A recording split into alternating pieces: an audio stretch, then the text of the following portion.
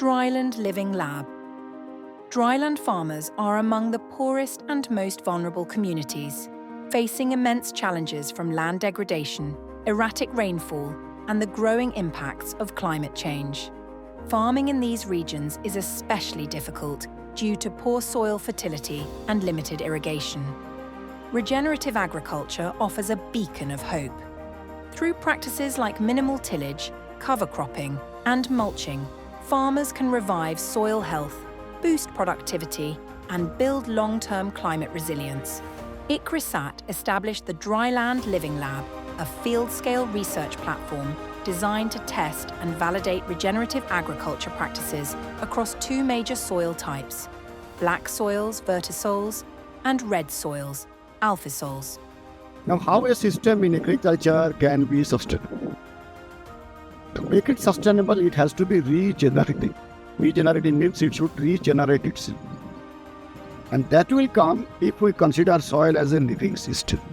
Soil actually is a living system. At ICRISAT Dryland Living Lab, we are following the 5 principles. First one is the conservation agriculture, zero till or minimum till. The second one is cropping system management. We are trying the different prominent cropping systems against the predominant cropping system. Third one is the residue retention. Fourth one is going with the biologicals and then developing the scale appropriate mechanization. With these 5 principles, this entire experiment in the alphisol and vertisol has been set up, and since last 3 years, we are working in this living lab.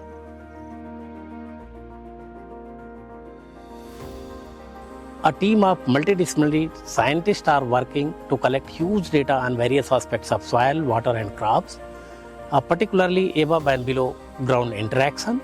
And the data generated from this living lab can serve as a research-based evidence for the scaling out to different landscapes across Asia and Africa to maintain its multifunctionality through crop intensification and diversification.